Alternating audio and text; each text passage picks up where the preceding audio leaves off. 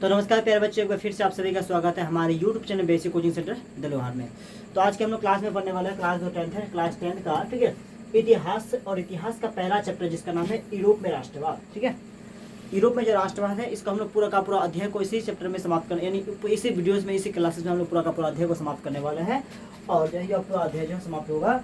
और सबसे जो है विशेष बात यह है कि आपको यहाँ जितना पढ़ाया जाएगा इससे बाहर आपके एग्जाम में कुछ भी नहीं पूछा जाएगा। सारे के सारे जो यहाँ से ही पूछ जाएंगे, इससे बाहर आपको ना सब्जेक्टिव ना ऑब्जेक्टिव कुछ भी पूछे नहीं जाएंगे। तो चलिए क्लास को स्टार्ट करते हैं, शुरू करते हैं। और उससे पहले यदि चैनल को सब्सक्राइब नहीं किए हैं, पहले चैनल को सब्सक्राइब कीजिए, वीडियो को लाइक कीजिए और अपने दोस्तों तक से शेयर कीजिए। उसके साथ यदि आप चाहते हैं क्रैश कोर्स, आप यदि बाय करना चाहते हैं क्रैश कोर्स, तो क्रैश कोर्स भी के लिए भी जो है उपलब्ध है। तो क्रैश कोर्स के लिए क्या कीजिए, आप जो है 6200, ठीक है, 590457 जो है इस नंबर पर कॉल कीजिए। इस नंबर पे कॉल के माध्यम से जो आप क्या कर सकते हैं,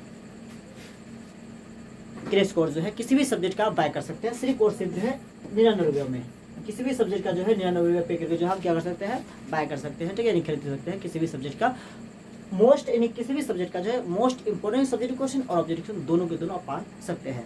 तो क्लास जो है बहुत ही महत्वपूर्ण होने वाली है, इसलिए क्लासेस को थोड़ा भी जो है मिस ना करें, शुरू से अंत तक जहाँ बने रहें। तो चलिए आइए क्लास को स्टार्ट करते हैं। सबसे पहले जानेंगे यूरोप में राष्ट्रवाद। ठीक है, तो क्वेश्चन चैप्टर का नाम हो गया यूरोप में राष्ट्रवाद। आखिर राष्ट्रवाद है क्या? राष्ट्रवाद आखिर है क्या? राष्ट्रवाद किसे कहते हैं, हम जानेंगे सबसे पहले राष्ट्रवाद के बारे में। किसके बारे में? राष्ट्रवाद के बारे में। तो देखिए, अपने राष्ट्र के प्रति प्रेम की भावना, हमारे जो मेरा राष्ट्र है इस राष्ट्र के प्रति जो है प्रेम की भावना, ठीक है, लाड़ दुआर पिला जो है प्यार की भावना, ठीक है, जो प्रेम की भावना को हम राष्ट्रवाद कहते हैं। यानी हमारे अपना राष्ट्र है, इस राष्ट्र के प्रति यदि मुझे प्रेम है, लगाव है, ठीक है, तो मैं क्या है, यानी मैं क्या राष्ट्रवाद हूँ, मैं क्या हूँ, राष्ट्रवाद हूँ।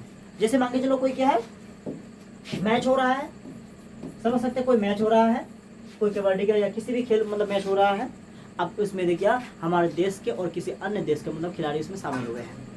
ठीक है, तो हम चाहेंगे अपना देश के अपने उस कंडीशन में अपने आप जो है हमारे देश के प्रति क्या होगा, हमारा जो देश है, मेरा जो राष्ट्र है, उस राष्ट्र के प्रति प्रेम की भावना उत्पन्न होगा। ठीक है, जो हमारे राष्ट्र जो है, हमारे राष्ट्र से और खेलेंगे, राष्ट्र की ओर से खेलेंगे, उसे जो है जिताने के बारे में हम क्या अपना जितना हो सके हम जो क्या नहीं बल लगाएंगे। ठीक है, जितना हो सके उत्साह जगाएंगे। ठीक है, मान लगता है कि हमें खेल रहे हैं और जो है उत्साह जगा के जो है मान लो कि मतलब क्या हमें जिताने वाला है। यदि बताइए राष्ट्रवाद किसे कहते हैं, आपसे पूछिए राष्ट्रवाद को परिभाषित कीजिए, ये राष्ट्रवाद क्या है, ये राष्ट्रवाद किसे कहते हैं। तो लिखना है अपने राष्ट्र के प्रति प्रेम की भावना। अपने राष्ट्र के प्रति प्रेम की भावना को ही हम क्या होता है, राष्ट्रवाद कहते हैं। ठीक है, राष्ट्रवाद कहते हैं। तो चलिए अगला जो है महत्वपूर्ण टॉपिक और इम्पोर्टेंट टॉपिक है कि नेपोलियन। ठीक है, ये जो है इस चैप्टर का अहम रोल, यानी अहम नायिका है। ठीक है, अहम जो है कि नायक है, इनके बिना यह चैप्टर जो अधूरा है।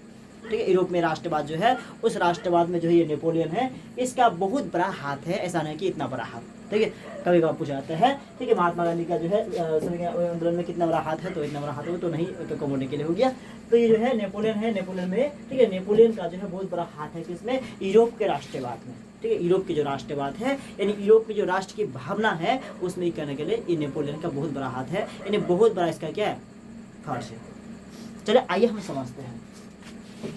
सबसे पहले जो नेपोलियन है, इनसे सब्जेक्टिव क्वेश्चन कैसे बनेंगे और ऑब्जेक्टिव क्वेश्चन कैसे बनेंगे और कैसे पूछे जाएंगे, दोनों पर हम लोग डिस्कस करेंगे। और एक एक क्वेश्चन का आप नोट करते जाइएगा। ठीक है, एक एक क्वेश्चन को किस तरह से पूछे जाएंगे मैं आपको बताते जाऊंगा, आप लोग जो है नोट करते रहिए। यदि आप नोट करते रहते हैं तो एक भी ना सब्जेक्टिव क्वेश्चन छूटेगा ना ऑब्जेक्टिव क्वेश्चन छूटेगा इस चैप्टर से, बिल्कुल नहीं छूटने वाला है। तो आपको उसे ध्यान देना है, इस चैप्टर से सब्जेक्टिव क्वेश्चन दोनों के लिए एक भी नंबर ना छूटे। ठीक है, उसके लिए जो आपको शुरू से अंदर बने रहना है। यह चैप्टर कितनी इंपॉर्टेंट है आपको खुद पता है। ठीक है, यह चैप्टर जो है आपके 10 मार्क्स से प्लस मार्क्स है। ठीक है, 10 से जो है प्लस मार्क्स है। ठीक है, इस चैप्टर से आपको जो है 10 से भी ज़्यादा क्वेश्चन जो है आपको 10 नंबर से ज़्यादा क्वेश्चन जो आपको यहाँ से पूछे जाएंगे। यह चैप्टर बहुत ही इंपॉर्टेंट चैप्टर है। यह चैप्टर और चौथा चैप्टर जो चैप्टर नंबर 1 हो गया और चैप्टर नंबर 4 हो गया, ये जो दोनों ही महत्वपूर्ण चैप्टर है, इनसे ही ज़्यादा से ज़्यादा क्वेश्चन पूछे जाते हैं। तो पहले सबसे जानेंगे नेपोलियन का जन्म कब हुआ था। जो नेपोलियन है उसका जन्म जो है कितना में, 15 अगस्त 1769 को हुआ था। ठीक है। 15 अगस्त 1769 को क्या था, नेपोलियन का जन्म हुआ था।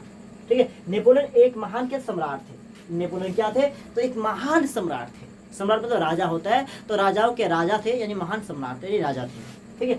जिनमें बोला जिसने अपने व्यक्तित्व, अपने कार्यों, ठीक है, अपने व्यक्तित्व कार्यों को पूरे करने के इतिहास को, मतलब क्या पूरे जो है कार्यों से पूरे जो है यूरोप को है, अब पूरे यूरोप के इतिहास को प्रभावित कर डाला। क्या किया कि नेपोलियन ने अपने व्यक्तित्व, अपने व्यक्तिगत स्वभाव से, अपना स्वभाव से और अपने कार्यों से पूरा का पूरा यूरोप को हिला डाला, और पूरा यूरोप को क्या कर डाला, वो प्रवाहित कर डाला। ठीक है। पूरा व्यक्ति जो है, यानी पूरा यूरोप के लोगों से क्या होने लगा, प्यार पाने लगा। पूरा यूरोप के लोग हैं, अब क्या करना चाहते हैं, इसे जो है लगा हो गया।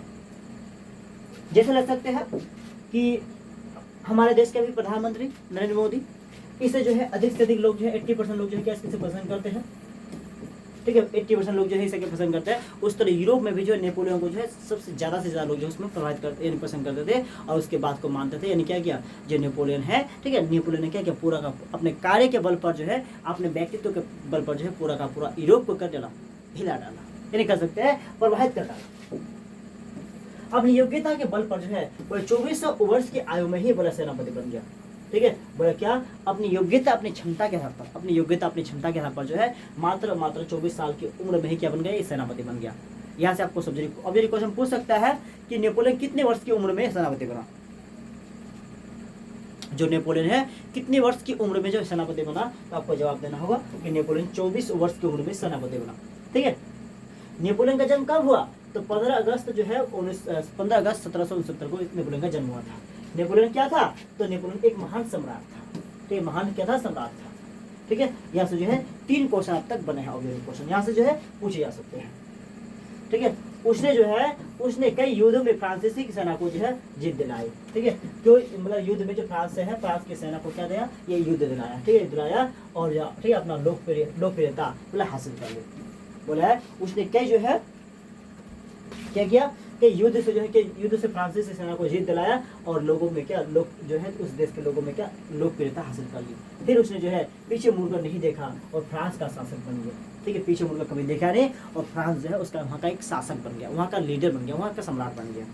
क्या बन गया, वहाँ का सम्राट बन गया। ठीक है। यानी जो है अब फ्रांस का जो है क्या दायित्व करता था, कौन बन गया, जो है नेपोलियन बन गया। ठीक है। अगला टॉपिक है, यहाँ से सब्जेक्ट क्वेश्चन बनता है। ठीक है। वहाँ से कितना क्वेश्चन बना, तो वहाँ से 3 क्वेश्चन बना ऑब्जेक्टिव, और लास्ट में एक क्वेश्चन आपसे पूछ सकता है कि जो है, ठीक है, बोला हासिल कर जो उसने क्या देखा, और जो फ्रांस का शासक बन गया। ठीक है। तो फ्रांस का शासक किस, मतलब जो है यहाँ से आपका जो पूछ सकता है कि किस ईयर से नहीं पूछेगा, और तो यहाँ से आपको जो है निरकुशवाद क्या है, ये सब्जेक्ट क्वेश्चन पूछ सकता है। ये जो क्वेश्चन है सब्जेक्ट का लेवल है कि निरकुशवाद क्या है, तो आपको जवाब देना होगा। ठीक है। निरकुशवाद क्या है, यानी क्या हो गया,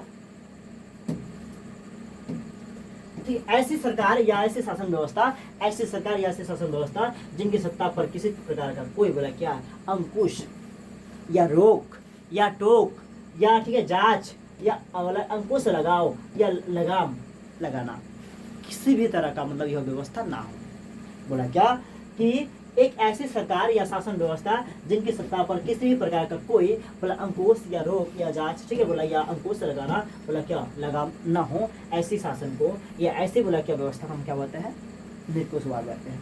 ऐसी व्यवस्था को हम क्या बोले, निरकुशवाद कहेंगे। अगला है, ठीक है, यह नहीं पूछेगा राष्ट्रवाद के उदय जो है क्या, ये भी नहीं पूछेगा आपको जो है, और यहाँ से आपको सब्जेक्ट क्वेश्चन बनता है। ठीक है, आपको ध्यान देना है। यहाँ रात को यही झमेला है, मक्खी जो है ना थोड़ा बहुत डिस्टर्ब करता है मच्छर सब आपको। यहाँ से आपको जो है ऑब्जेक्टिव क्वेश्चन पूछेंगे। ऑब्जेक्टिव क्वेश्चन क्या होगा, कैसे बने और कहाँ से बनेगा, कैसे बनेगा, तो यहाँ से ऑब्जेक्टिव क्वेश्चन बनेगा। तो यूरोप राष्ट्रवाद का क्रमिक जो है विकास कैसे हुआ था, तो पहला विकास में फ्रांसीसी क्रांति कब हुआ था, तो फ्रांसीसी क्रांति 1789 ईस्वी को हुआ था। नागरिक संहिता क्रांति कब हुआ था, 1804 को हुआ था। विनय जो क्रांति ब्रायर की संधि कब हुआ था, तो 1815 को हुआ था। उदारवादियों की क्रांति कब हुआ था, तो 1848 को हुआ था। जर्मनी का एकीकरण कब हुआ था, तो 1866 से लेकर 1871 में हुआ था। इटली का एकीकरण कब हुआ था, तो 1859 से लेकर 1871 में ये हुआ था। ठीक है, यूरोप में राष्ट्रवाद का निर्माण जो है आप यहाँ से आपको नहीं पूछेगा। ठीक है, आप जो है यूरोपीय समाज की बोला संरचना और भी 19वीं सदी से पहले बोला है यूरोप जो है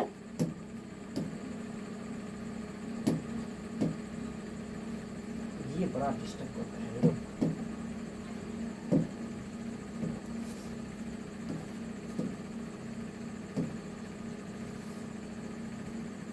तो यूरोप समाज की संरचना जो है 19वीं सदी में 19वीं सदी जो है उससे पहले यूरोप की जो संरचना था यानी यूरोप जो समाज था वह का समाज कैसा था, किस सदी से पहले, तो ये 19वीं सदी से पहले, अभी के नहीं 19वीं सदी की बात है, 19वीं सदी से पहले कैसा था। तो यूरोपीय समाज ठीक है असमान रूप से ठीक है 2 भागों में विभाजित था। 19वीं सदी से जो पहले है यूरोप के समाज जो है 2 भागों में बांटा हुआ था। ठीक है, आपसे पूछ सकता है कि 19वीं सदी से पहले यूरोप के समाज कितने भागों में बांटा था। तो यूरोपीय जो समाज है यानी 19वीं सदी से पहले यूरोप के समाज जो है 2 भागों में बांटा था। कितने भागों में? 2 भागों में बांटा है। ठीक है, पहला उच्च वर्ग जिसको हम लोग कुलीन वर्ग कहते हैं, पहला था उच्च वर्ग जिसको कुलीन वर्ग भी कहते हैं, और जिसका निम्न वर्ग यानी कृषक वर्ग। ठीक है, ये काफी उच्च होते थे यानी जो इससे लगान या टैक्स जो है नहीं लिया करता था, और जो ये कृषक वर्ग जो है निम्न वर्ग के लोग जो इससे लगान और टैक्स जो है लिया करता था। तो बोला उच्च वर्ग कुलीन वर्ग। ठीक है, उच्च वर्ग को ही क्या होता है कुलीन वर्ग कहते हैं। तो इसमें जनसंख्या कम था। ठीक है, यानी उच्च वर्ग जो है इसमें जनसंख्या कम था। उच्च वर्ग था वो जो वर्चस्व जमाने वाला था। ठीक है, जमाने वाला था यानी जो है उच्च वर्ग जो लोग जो था बोला क्या अधिकार जमाने वाला, दूसरे पर अधिकार करने वाला ये था। ठीक है, जमींदार यानी ढेर सारे खेतों का मालिक था। ये जो उच्च वर्ग के लोग था क्या था, जमींदार था या बहुत सारे खेतों का ये मालिक था, या खुद बोला क्या था ये जमींदार था या बहुत सारे खेत जो है उसका एक मालिक था। ठीक है, सभी अधिकार जो है दिए जाते थे। पूरे उच्च वर्ग के लोग जो है यानी कुलीन वर्ग के लोग जो है सभी के सभी अधिकार दिए जाते थे। राजा जैसा जो है सभी के सभी इसमें अधिकार दिए जाते थे।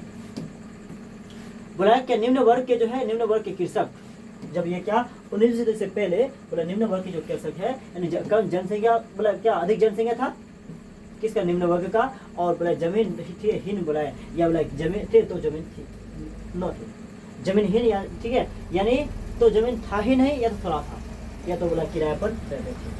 ठीक है, जमीन था ही नहीं या तो फिर खुद का जमीन है, किसी का किराया जमीन लेके किसी का जमीन लेके खेती बाड़ी करते थे या इसके बाद जमीन हुआ नहीं करता, किसी प्रकार के अधिकार इसमें नहीं दिए जाते थे। ठीक है, किस वर्ग के लोगों को किसी भी प्रकार का अधिकार नहीं दिए जाते थे, तो आपको जवाब होगा निम्न वर्ग के जो है क्या निम्न वर्ग के लोग जो है यानी कृषक जो है इसको किसी भी प्रकार का अधिकार जो है नहीं दिए जाते थे। किस वर्ग के लोग को, तो निम्न वर्ग के लोगों को जो है किसी भी प्रकार का अधिकार जो है इसमें नहीं दिए जाते थे। ठीक है, यानी यूरोपियन समाज असमान रूप से विभाजित था, यानी यूरोपीय जो समाज था ये समान रूप से विभाजित नहीं था। ठीक है, उच्च वर्ग के लोग को जो ज्यादा मतलब क्या जो है समान मतलब जो ज्यादा क्या समान उसमें खेत खलियान यानी जो सभी के सभी में क्या उच्च वर्ग के लोग में जो ज्यादा था, और निम्न वर्ग में जो है क्या भेदभाव किया जाता था। यानी उच्च वर्ग के जो लोग होते थे उन्हें काफ़ी सुख सुविधा मिलती थी, और निम्न वर्ग के जो लोग थे उससे जो सुख सुविधा होते थे नहीं मिलते थे। यानी हम ये कह सकते हैं कि जो यूरोप के समाज थे ये किसी भी प्रकार से जो है ये किसी भी प्रकार से हम देखें तो ये जो है क्या नहीं थे, समान नहीं थे बल्कि असमान थे। यानी यूरोपीय समाज जो है असमान रूप से विभाजन था। यानी यूरोप का जो समाज था ये समानता रूप से विभाजन नहीं था। जैसे कानूनी व्यवस्था में सबको समानता का अधिकार मिलता है, चाहे अमीर हो या गरीब हो, चाहे किसी भी जाति धर्म का हो, तो ऐसा जो है व्यवस्था किस में नहीं था, तो यूरोप के समाज में वो भी किस सदी से पहले 19वीं सदी से पहले जो है ऐसा बिल्कुल नहीं था। 19वीं सदी के बाद जो है एक नया वर्ग ठीक है बोला जुगाड़ ठीक है बोला जुड़ गया। बोला क्या 19वीं सदी जब से पहले जो ये नहीं था और 19वीं सदी के बाद जो है इसमें एक नया वर्ग जोड़ दिया गया। ठीक है, जिसका नाम है ठीक है बोला नया मध्य वर्ग, जिसका क्या होगा मध्य वर्ग। यानी उच्च वर्ग मध्यम और निम्न वर्ग किससे 19वीं सदी था उससे बाद जो है क्या हो गया जो वर्ग था यानी किसके यूरोप के समाज को 3 भागों में बांट दिया गया। ठीक है, 2 भाग तो था पहले से था, एक भाग उसमें नया और जोड़ दिया गया। ठीक, तो नया वर्ग जिसको हम लोग माध्यम वर्ग भी कहते हैं। तो इसमें जो है पढ़े लिखे ठीक है मतलब इसमें जो है बोला सभी के पढ़े लिखे ठीक है लोग थे, जैसे बोला शिक्षक डॉक्टर उद्योगपति व्यापारी आदि जो है ये सभी के सभी ठीक है। आपसे पूछ सकता है कि पढ़े लिखे लोग या शिक्षक जो है किस वर्ग में आते हैं। ठीक है, पूछ सकते हैं यूरोप के किस समाज में जो है यूरोप के किस वर्ग में जो है शिक्षक लोग आते हैं, तो ये माध्यम लोग में जो है माध्यम वर्ग में आते हैं। इसमें क्या पढ़े लिखे होंगे, डॉक्टर उद्योगपति व्यापार आदि होंगे। ठीक है, या पढ़े लिखे जो होने के नाते जो है उन्होंने एक समान कानून की मांग यानी जो है बोला उदारवादी राष्ट्रवाद कर लिया। बोला ये लोग जो है पढ़े लिखे होने के कारण, ठीक है, अच्छे बुरा का क्या था, इसका क्या था, परख था। तो क्या अच्छे जो है अच्छा बुरा का परख था, उसके साथ साथ जो है कह सकते हैं समानता असमानता का भाव, यानी समानता जो असमानता था इसका भाव के कारण जो है इसने इन लोगों ने क्या किया जो है किस पर जो है शासन व्यवस्था पर सवाल उठाया। किस पर? शासन जो व्यवस्था उस पर सवाल उठाया कि ठीक है, सवाल उठाया और बदलने का क्या किया, ठीक है, निर्णय किया। उन्होंने कानून की मांग यानी जो है यानी उदारवादी, ठीक है, राष्ट्रवाद, यानी क्या किया, कानून की मांग किया और उदारवादी राष्ट्रवाद कर दिया। अब उदारवादी राष्ट्रवाद है क्या, ऐसे बोला उदारवादी राष्ट्रवाद के चलते जो है राष्ट्र का विकास, ठीक है, बोला विचार सब जगह जो है फैलने लगा।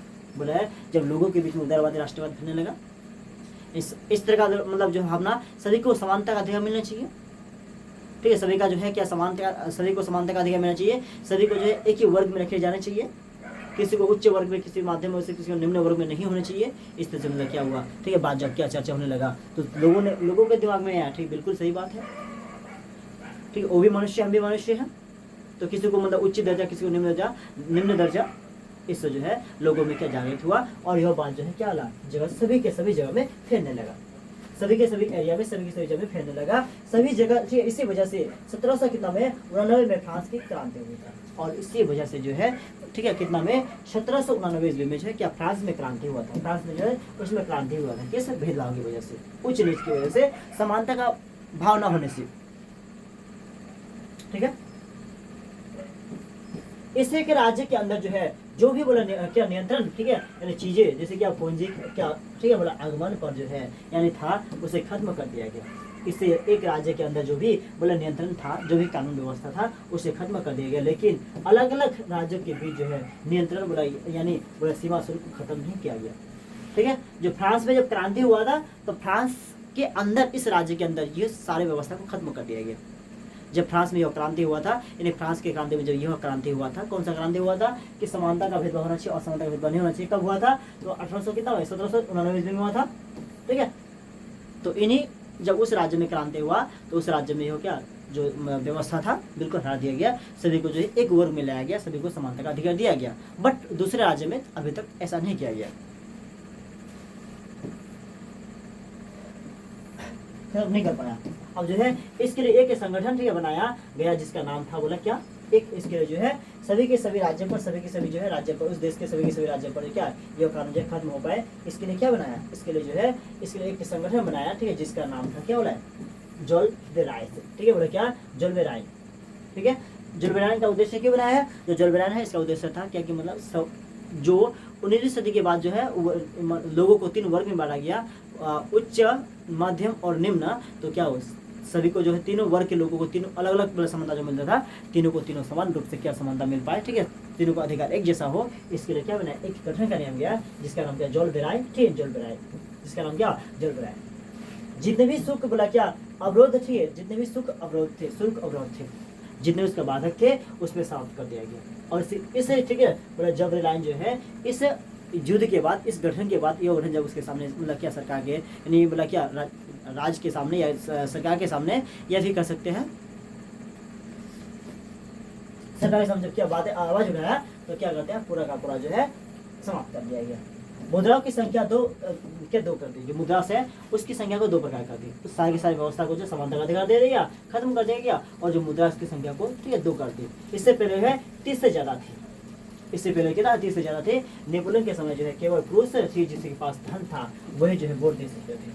जब ये नेपोलियन आया, ठीक है, हमारे किस महादेश में थे जब नेपोलियन था, जब ये नेपोलियन आया यूरोप में, तो जो है क्या था, सिर्फ और सिर्फ जो है ऐसे व्यक्ति सिर्फ यूरोप में वोट दे सकते थे जिसके पास क्या थे, जिसके पास जो है धन था, यानी जो व्यक्ति निम्न वर्ग के होते थे उसे जो है वोट देने का भी अधिकार नहीं था। किससे आने से पहले? तो नेपोलियन यूरोप में आने से पहले, जब नेपोलियन जो यूरोप में शासन व्यवस्था था नहीं, वो जो है जब आए थे उससे पहले जो है यानी कि 19वीं सदी से पहले जो है जब नेपोलियन से आए तब जो है जब वो शासन में नहीं था तब सिर्फ और सिर्फ क्या था, सिर्फ और सिर्फ जो है ऐसे पुरुष को महिला को भी नहीं, ऐसे पुरुष को क्या वोट देने का अधिकार था जो सिर्फ जिसके पास धन था, जिसके पास बहुत सारा जो है रुपया पैसा हो सकता था, और वही और सिर्फ और जो है वही क्या दे सकते वोट दे सकते थे। अब देखिए बोला जल विरायन जो है क्या है, इस व्यवस्था के तहत क्या होती है, इससे पूछ सकते हैं जुल्बरैन, ठीक है, जो संगठन क्या है इस पर आप वर्णन कीजिए या जुल्बरैन की परिभाषा दीजिए, ठीक है।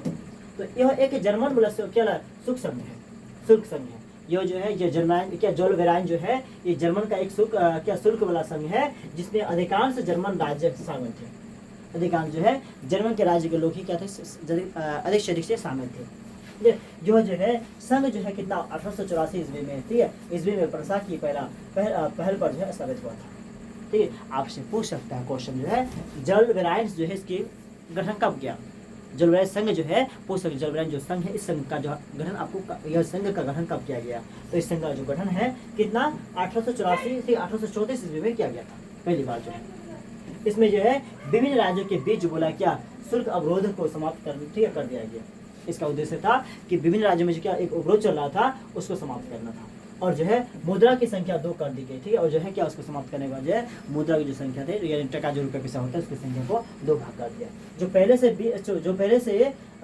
20 से भी अधिक थी। यह संघ जो है जर्मनी के आर्थिक एकीकरण पर जो है प्रतीक था।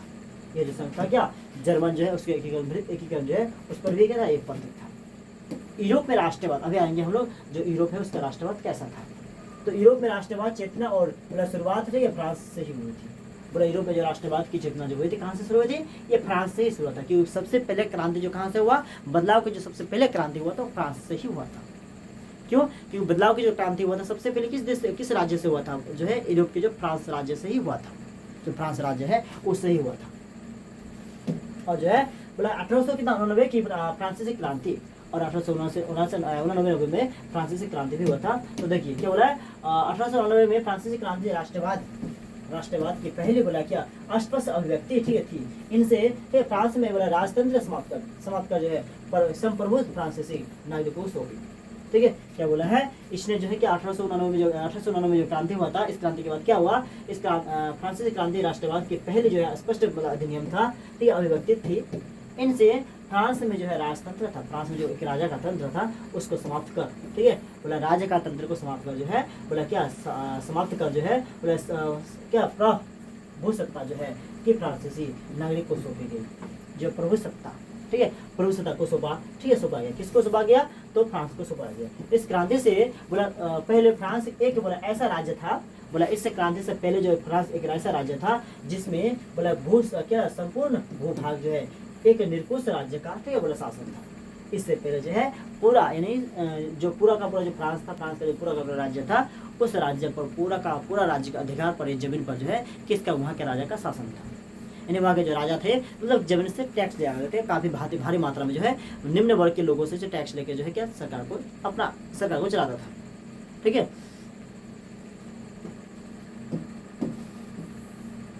फ्रांसीसी क्रांति के आरंभ से ही फ्रांस में जब फ्रांसीसी क्रांति हुआ था उसके आरंभ से ही बोला फ्रांसीसी क्रांतिकारियों ने ऐसे, ठीक है, बोला ऐसे अनेक कदम उठाए, वहाँ के क्रांतिकारियों ने ऐसे कदम उठाए, ठीक है, ऐसे कदम उठाए जिससे फ्रांसीसी लोगों में एक बोला सामूहिक पहचान, ठीक है, राष्ट्रवाद की भावना, ठीक है, पैदा हो सकती है, ठीक है। और बाद में जो है नेपोलियन ने प्रशासनिक, ठीक है, क्षेत्रों में बोला क्रांतिकारी सुधारों, ठीक है, को जो है प्रारंभ कर दिया। और इसी में जो है नेपोलियन जब शासन में है तो नेपोलियन ने क्या किया, नेपोलियन ने प्रशासनिक जो है मतलब कानून वाला जो क्या क्षेत्र है उसे क्रांतिकारी सुधार में क्या किया, क्रांतिकारी को सुधार में प्रारंभ कर दिया, जिसमें जो है 1804 की, ठीक है, 4 की नागरिक संहिता था। और जो है 1804 की जो नागरिक संहिता बोला नेपोलियन की संहिता के जो है नाम से भी जाना जाता है, ठीक है। क्या किया, नेपोलियन ने 1804 को जो है क्या किया, एक मतलब संहिता लागू किया था जिसको नागरिक संहिता या नेपोलियन संहिता के नाम से भी जाना जाता है।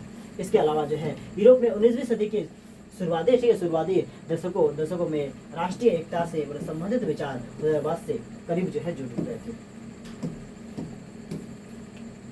फ्रांसीसी क्रांति एवं राष्ट्रवाद की विशेषता क्या था, तो उसका विशेषता था कि संविधान, ठीक है, आधारित बोला शासन हो, बोला क्या फ्रांस में जो है संविधान के आधार पर शासन हो, ठीक है, बोला समानता, स्वतंत्रता, बंधुता के विचार पर जो वहाँ का शासन व्यवस्था हो, नए फ्रांसीसी तिरंगा झंडा हो, बोला नए जो है फ्रांस का एक अलग सा क्या झंडा हो, नेशनल असेंबली का गठन भी हो, बोला हमारे राज्य में क्या हो जो है नेशनल जो असेंबली है उसका भी गठन हो, और बोला आंतरिक आयात, ठीक है, निर्यात शुल्क भी समाप्त कर दिया जाए। जो आंतरिक आयात और निर्यात है जो टैक्स है उसको बिल्कुल समाप्त कर दिया जाए। मापतोल की एक बोला समान व्यवस्था हो, जो भी समान व्यवस्था हो और सभी के सभी में समान भाव का व्यवस्था हो, ठीक है, ऐसा था। और जो है फ्रेंच को राष्ट्र की बोला साझा बोला क्या बोला साझा भाषा नया बनाया गया। ठीक है, फ्रेंच को जो है राष्ट्र के साथ जो साझा भाषा फिर बनाया गया। तो नेपोलियन का शासनकाल, जो नेपोलियन थे, ठीक है, यूरोप में कब से कब तक शासनकाल किया था, और ठीक है यूरोप के किस किस राज्य में शासनकाल किया था, ठीक है, इसके बारे में। तो जब नेपोलियन फ्रांस पर अपना ठीक है शासन चलाना शुरू कर दिया, जब नेपोलियन ने फ्रांस पर अपना शासन चलाना शुरू कर दिया, फिर जब नेपोलियन ने फ्रांस पर क्या क्या चलाना शुरू कर दिया, फ्रांस पर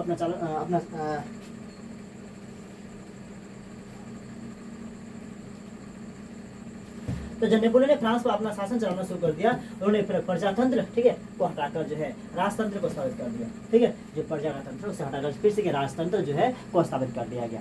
ठीक है, और नेपोलियन के समय ही व्यापार बोले आगमन एवं जो संचार से बहुत बोला ज्यादा बोले विकास हुआ। और जो नेपोलियन था, नेपोलियन के समय भी, जो नेपोलियन जिस समय मतलब क्या शासन व्यवस्था में था, उसी समय जो है समय व्यापार आगमन, जो व्यापार का जो देश विदेश से व्यापार के जो आगमन होते थे एवं संचार के बहुत बड़ा ज्यादा विकास हुआ। ठीक है, यानी जो है नेपोलियन के काल में, जब नेपोलियन जब के शासन काल में था, तब क्या किया, इसमें जो है फ्रांस में, ये नहीं कह सकते, यूरोप के राज्य में बाहर से क्या रहे व्यापार आने लगे, और व्यापार व्यवस्था के साथ साथ जो है यहाँ के व्यवस्था के साथ साथ जो है काफी ये क्या देश विकास हुआ, ये राज्य जो है काफी विकास हुआ। राष्ट्रवादी ठीक है विचार को बढ़ने के लिए उन्होंने कुछ क्षेत्रों में कब्जा कर लिया। बोले राष्ट्रवाद जो है वो राष्ट्रवादी विचार को ठीक है बांटने के लिए, राष्ट्रवादी विचार है उसके बढ़ने, ठीक है, उसके बांटने के लिए उन्होंने कई क्षेत्रों को जो अपना कब्जा कर लिया, और जो है उससे ठीक है और कर को बढ़ाना, ठीक है बढ़ाना, और बोले जबरन भर्ती जैसे बोला है अनेक कानून व्यवस्था से स्थापित कर दिया गया। ठीक है, नेपोलियन ने क्या किया, नेपोलियन ने ठीक है क्या बोला विचारधारी भावना जो है, विचारवादी जो भावना है, उस भावना को ठीक है उस भावना को बांटने के लिए, उस भावना जो है उसको बांटने के लिए क्या किया, जो उन्होंने कुछ क्षेत्रों को जो है अपना वश में कर लिया, अपने कब्जे में कर लिया, और जो है कर जो होता है लगान जिसको था टैक्स जो है उसका दर को काफी बढ़ा दिया, और जबरन भर्ती करने लगा। ठीक है, जैसे जो है अनेक कानून व्यवस्था जो है क्या किया उसने स्थापित कर दिया। ये किसके बारे में, जो नेपोलियन था उसके शासन व्यवस्था के बारे में था, नेपोलियन जो शासन व्यवस्था उसके बारे में था। और बोला क्या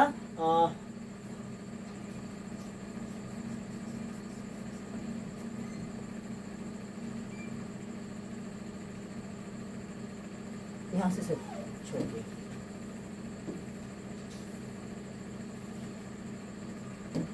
तो 1804 में नेपोलियन ठीक है संहिता यानी नागरिक संहिता जो है कितना में 1804 में कितना नेपोलियन संहिता जो नेपोलियन लगा था नागरिक के लिए, या फिर नागरिक संहिता के नाम से जाने जाते हैं, इसे 1804 में लागू किया गया। ठीक है, इसे जो है कितना में 1804 में लागू किया गया। आपसे पूछ सकते हैं नेपोलियन संहिता जो है यानी नागरिक संहिता कब लागू किया गया, तो 1804 में लागू किया। इनसे जन्म पर जो है इनसे बोला क्या इनसे जन्म पर जो आधारित बोला क्या विशेष पदाधिकारियों विशेष नागरिकों को जो है क्या बोला समाप्त कर दिया गया। उसने क्या किया जो है नागरिक संहिता जो लागू किया, उस लागू में क्या उस संहिता में लागू कर जो किया उसने सबसे पहले क्या किया कि आधारित विशेष अधिकार जिसको विशेष का अधिकार मिला था, यानी उच्च वर्ग के जो प्रीमियम वर्ग के लोग होते थे उसमें जो क्या ज्यादा क्या अधिकार मिलता था, उसने सबसे पहले जो है उन अधिकार को समाप्त कर दिया गया। ठीक है, जो जैसे ही नेपोलियन आए, ठीक है, तो क्या शासन व्यवस्था में जैसे आए उसने तो क्या किया जो विशेष अधिकार जो होते थे जिसको विशेष दर्जा या अधिकार मिलता था उसको समाप्त कर दिया गया। उसने न केवल बोला न्याय के पक्ष में समानता स्थापित किया, बल्कि जो है समाप्ति ठीक है समर्पित क्या लिखा संपत्ति के आधार पर वो भी सुरक्षित कर दिया।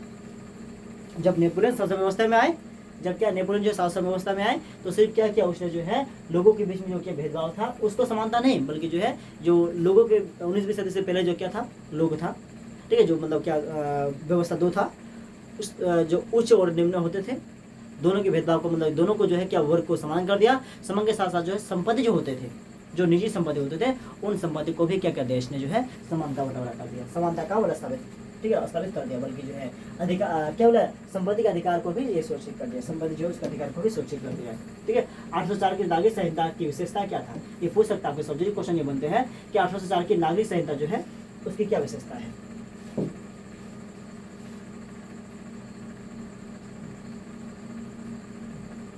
ये अपने आप हो जाते हैं, ठीक है, कभी कभार जो है ये ज़्यादा होता है किसकी वजह से, हमारे आसपास के मच्छर की वजह से ये जो है अपने आप आके जो है कहते हैं बैठ जाते हैं, जिसका अर्थ ऐसा होता है।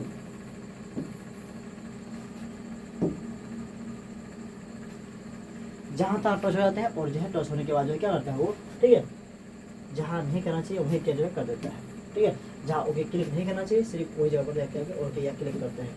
ठीक है, तो हम लोग कहाँ पढ़ चुके हैं,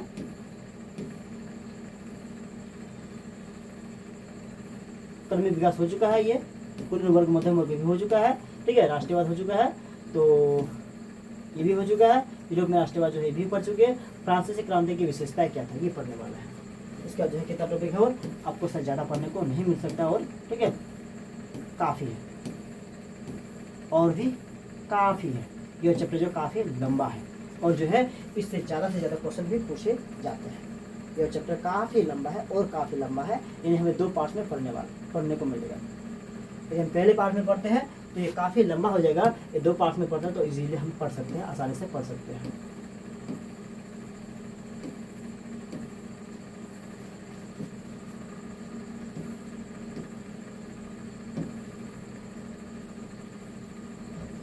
तो फ्रांसीसी क्रांति एवं राष्ट्रीय की विशेषता क्या हो गया, पहली तो हो गया क्या, संविधान पर आधारित शासन व्यवस्था, ये हम लोग पढ़ चुके हैं। ठीक है, और जो है नेपोलियन का शासनकाल भी पढ़ चुके हैं, अभी हम लोग पढ़े। और जो है इसके साथ साथ जो है जागीरदार हम लोग नहीं पढ़े हैं, और जो है यहाँ से नहीं पढ़े हैं। 1804 के जो है बोला 1804 की नागरिक संहिता जो है इसकी विशेषता क्या था, तो जन्म के आधार पर विशेष अधिकारों को समाप्ति कर दिया गया। जिससे जन्म के आधार पर जो विशेष सभी के सभी लोगों को जो किसी लोगों को विशेष का अधिकार मिलता था, उस अधिकार को समाप्त कर दिया गया। उसके बाद जो है कानून के सामने, ठीक है, सामने जो है समानता संपत्ति को अधिकार को सुरक्षित कर दिया गया। और प्रशासनिक विभाजनों को ये सरल बनाया गया। जो प्रशासनिक व्यवस्था था, जो मतलब क्या उच्च वर्ग के यानी कुलीन वर्ग के लिए मतलब ज़्यादा छूट, और जो है निम्न यानी मध्यम वर्ग के लिए कम छूट, इसको ये बराबर कर दिया, लेवल कर दिया गया। ठीक है, तो लेवल कर दिया, बोला क्या समानता व्यवस्था को जो है समाप्त कर दिया गया। उसको भी व्यवस्था को समाप्त कर दिया। किसानों की भू जो के दासत्व और जो है जागीरदारी शुल्कों को ये मुक्ति कर दिया गया। जो किसान थे उसकी जो दासत्व था और जो जागीरदारी था, एक शुल्क जो होता था, जागीरदारी शुल्क होता टैक्स जो था, उसको भी ये मुक्त कर दिया गया। ठीक है, शहरों में, ठीक है, शहरों में बोला कारीगरों के श्रेणी संघों की बोला नियंत्रणों को हटा दिया गया। और जो है आगे पढ़ेंगे लोग जागीरदार आखिर क्या है। ठीक है, जागीरदार जो होते हैं क्या होते हैं, तो इसके तहत जो किसानों जमींदार और उद्योगपतियों द्वारा जो तैयार सामान का कुछ बोला क्या हिस्सा के रूप में जो है सरकार को देना पड़ता था। जागीरदार क्या होता था, जो भी जो है किसान वर्ग जो है मध्यम वर्ग की क्या उत्पादन करता था, उस मात्रा में से जो उत्पादन करता था उसमें से कुछ जो है क्या सरकार को देना पड़ता था। यानी मान के चलो कि 10 केजी मान के चलो 10 केजी में क्या किया ऊपर उपजाए तो 2 केजी मान लो क्या जो है सरकार को देना पड़ता था। 8 केजी को ही सही अपने पास रख सकते थे, उसमें बेचना, अपना खर्च चलाना। फिर ठीक है, तो इस नियम को किसने हटाया, तो इस नियम को किसने, नेपोलियन ने। जैसे क्या सब व्यवस्था में आया तो उसको ये सबसे पहले हटा दिया। आगे बढ़े रूढ़िवाद। ठीक है, तो एक ऐसे बोला क्या ऐसे राजनीतिक या दर्शन, ठीक है, जो परंपरा स्थापित बोला क्या स्थापित संस्थानों और जो रिवाजों पर जोर, ठीक है, जोर देता था। और जो है देश बदलावों की बजाय क्या क्रमिक और धीरे धीरे बोला क्या धीरे धीरे विकास को प्राथमिकता, ठीक है, बोला देता था। और जो इसके साथ बोला क्या 1815 के उपरांत यूरोप में बोला क्या रूढ़िवादिता हुआ। यहाँ से ऑब्जेक्टिव क्वेश्चन बनता है। ठीक है, रूढ़िवादिता यूरोप में रूढ़िवादिता कब आया, तो 1815 जो है इसके उपरांत जो है क्या यूरोप में रूढ़िवादिता आया। फिर कहाँ से आ गया है, फिर कहाँ से बढ़ गया कहीं, ये बहुत तंग होते हैं। चलो काफी, तो 1815 जो है 1815 ठीक है में नेपोलियन की हार बोला क्या हार जो है के उपरांत जो है यूरोप की सरकारों का जो झुकाव, ठीक है, झुकाव पुनः जो है रूढ़िवाद की तरफ बढ़ा गया। बोला 1815 में नेपोलियन की हार के उपरांत, जब नेपोलियन की हार गया, उस हार के उपरांत जो है यूरोप की सरकारों का झुकाव जो है क्या पुनः जो है क्या रूढ़िवादिता की बढ़ गया। यूरोप की सरकार थे उसका फिर क्या झुकाव जो है क्या हुआ, रूढ़िवादिता को बढ़ गया। नेपोलियन ने इसको हटाया, फिर से उसके मतलब जैसे नेपोलियन ने हार गया तो वहाँ की सरकार जो है फिर इसको क्या लागू कर दिया गया, क्या कर दिया, फिर से इसे लागू कर दिया। इसके बाद यूरोपीय सरकार जो है पारस्परिक संस्थाएं जो है जिसे परिवार को बनाए रखना, ठीक है, चाहते थे।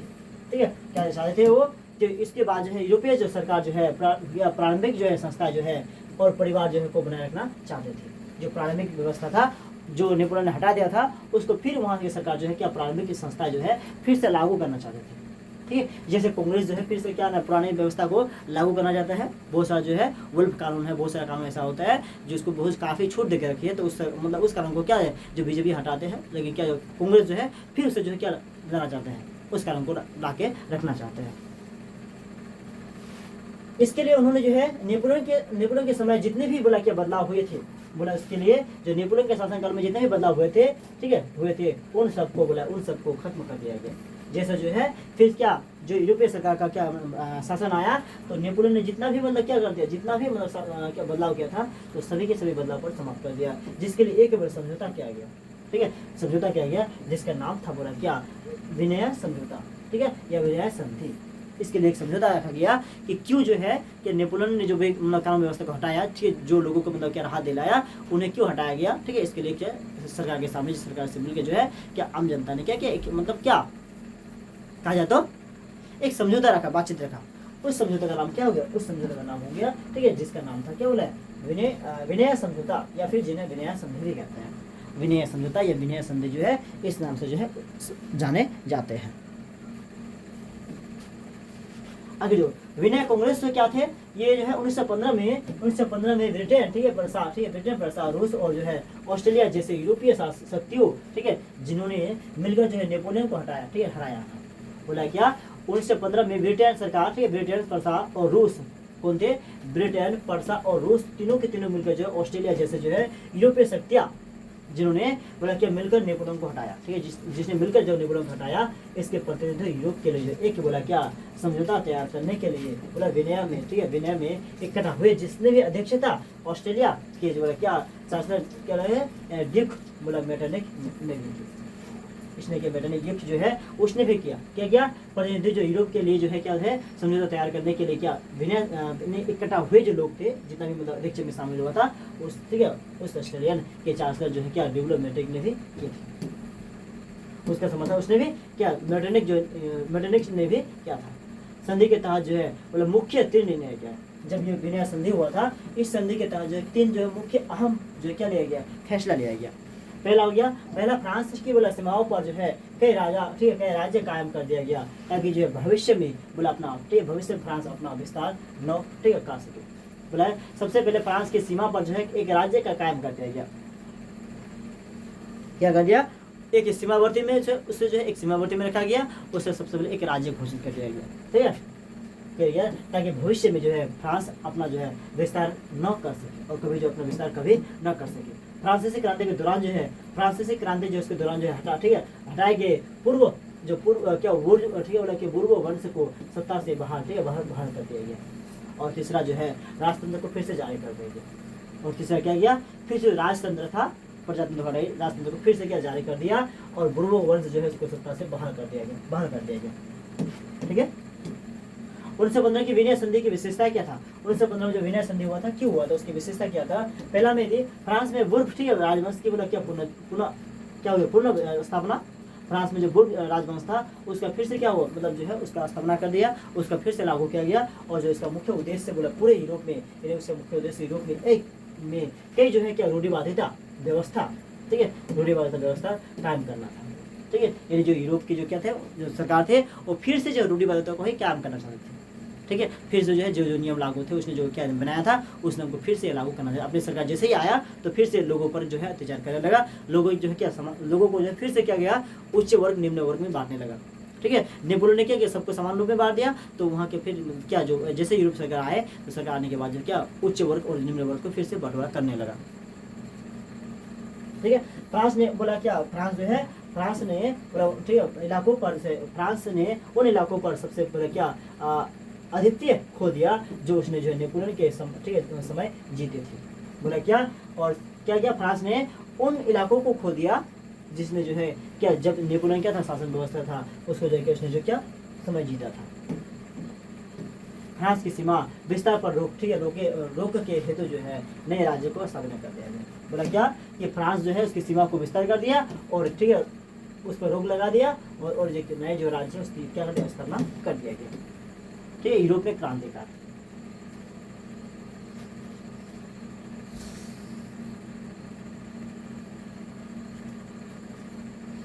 तो यूरोप जो है इसके क्रांतिकार जो हम लोग इससे आगे जो हम लोग कर पढ़ने वाला है, क्योंकि जो है काफ़ी जो है वीडियोस काफ़ी 40 मिनट का जो वीडियोस हो चुका है और मैं नहीं चाहता हूँ कि जो है एक ही क्लास से आपका जो है क्या हो 60 मिनट या 65 मिनट 1 घंटे से ज़्यादा हो, ये मैं नहीं चाहता हूँ, ठीक है। इसीलिए जो है पूरा का पूरा क्लासेस जो एक साथ ना करके हम चाहते हैं कि यह क्लास 2 भाग में बांट दिया जाए, ठीक है। पार्ट 1 और पार्ट 2 में कर दिया जाए। पार्ट 3 में आपको जो सब्जेक्ट क्वेश्चन ऑब्जेक्टिव क्वेश्चन दोनों आपको देखने को मिल जाएंगे।